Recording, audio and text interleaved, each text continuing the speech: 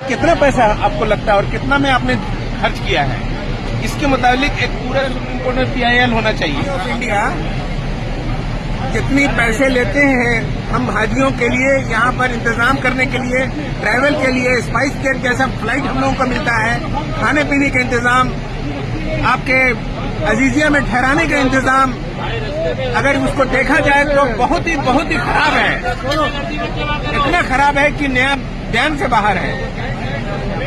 अभी यहाँ पर 300 लोग हैं हम लोग, और उसमें 200 लोगों का ही एकोमोडेशन का इंतजाम है। कहाँ? मीना पे? मीना में पैर रखने की जगह तक नहीं है। अब बोला जा रहा है आने वाला कल के लिए बहुत जरूरी है।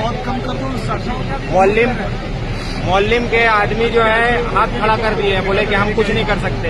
अस्सलाम वालेकुम रहमतुल्लाहि व बरकातहू।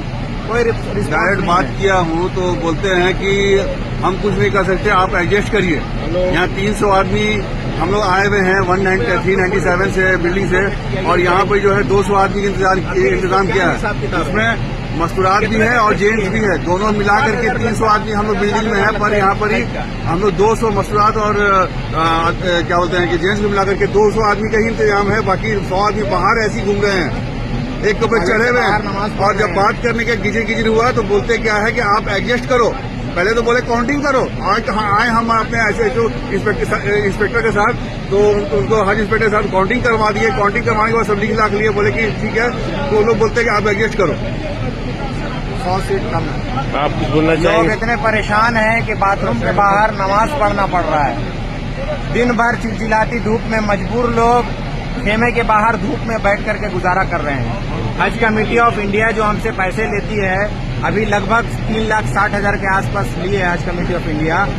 उसका क्या इस्तेमाल करती है ये कभी बताया भी नहीं जाता है।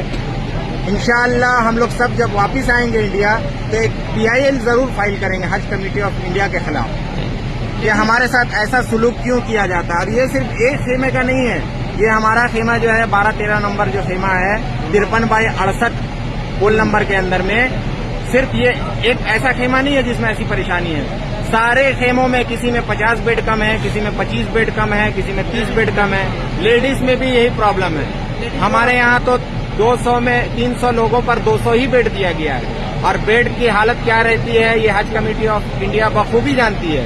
1.5 फीट बाई 6 फीट का बेड में एक आदमी बमुश्किल या तो बैठ सकता है या सो सकता है, और उसमें बोला जा रहा है 100 आदमी आप और एडजस्ट करिए। कहाँ से करेंगे? हज जो है हर जगह हम लोगों को ट्रेनिंग में भी बताया गया, हर जगह बताया गया कि हज जो है मुशक्कत है, बहुत मुशक्कत है।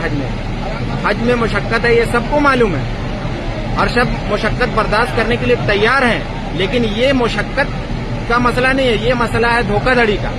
ये हज कमेटी ऑफ इंडिया हम लोगों के साथ धोखा कर रही है। अभी ना तो HO साहब फोन उठा रहे हैं हमारे, ना हज कमेटी ऑफ इंडिया के वेबसाइट पे जितना भी नंबर है हम लोगों ने सब नंबर पर कांटेक्ट करने की कोशिश की, कोई नंबर रिस्पांस नहीं होता है, कोई नंबर रिसीव नहीं होता है। हमारे SHO साहब भी यहीं पर अवेलेबल है, SHO साहब का भी आप भी अपना बयान दे दीजिए। यहाँ करके हमने 2 कैंप का मुआयना किया, जिसमें एक में मस्तूरात थी, तो उसमें भी खवातीन बाहर हैं और बहुत धूप थी।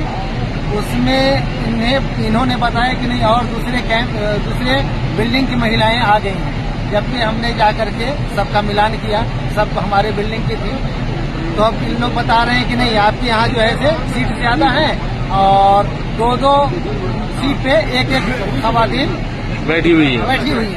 उनको हमने गिन करके दिखलाया, गिनती करने के बाद कुल 72 सीट 72 बेड संख्या 13 नंबर संख्या